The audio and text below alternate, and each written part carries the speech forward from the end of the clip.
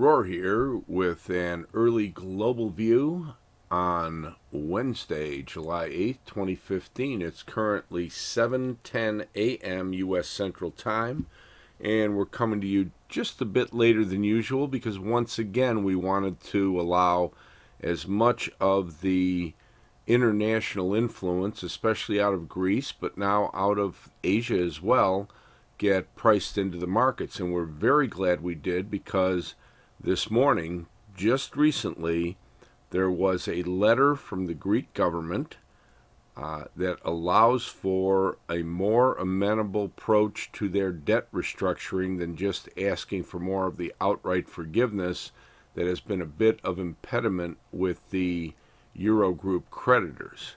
So that is quite a change and has restored some hope, as we'll see when we talk about the early wild swing this morning.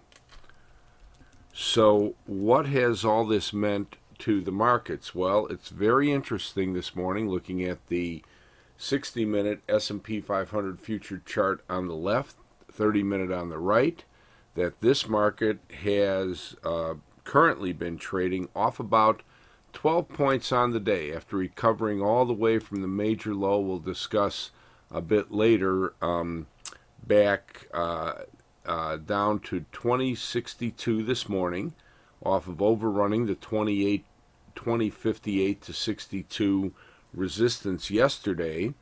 But it has actually, earlier today, under the dual influence of the Greek situation still looking deadlocked and the Chinese situation looking dire, almost 1,000 companies now have suspended trading in their shares to prevent further weakness. Those of us who are a bit more experienced markets know that's silly because the weakness is there. It'll just hit when they reopen.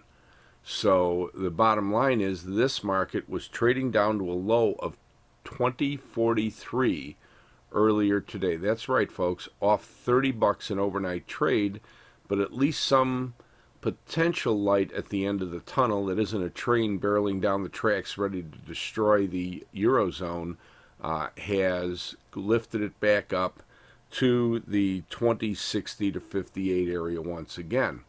And as we look at the technicals, a lot of people ask, well, why do you concentrate on these congestion areas? 2060 to 58 has been an important over-under of late. In spite of the lows that were left here in the upper 2040s, we consistently pointed out the importance of the March trading lows in the 2040 to 37 range, and you can see why that is. Because as of right now, we have a situation where the new low yesterday, it looked terrible at the bottom of a $30 drop, was the first real test of the more significant underlying support.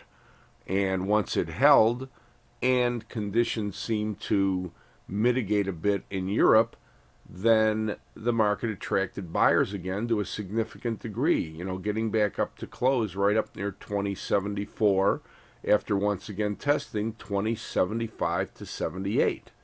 So what we've got is 2075 to 78 was a pre-existing level. So as the market opened on a gap lower going back to the beginning of the week 2 weeks ago, and it was below it, we sensed to get to 2060 to 58 or lower.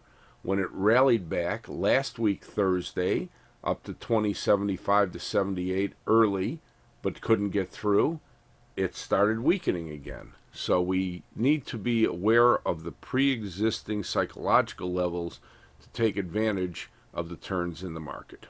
And that really sums up what is going on here right now.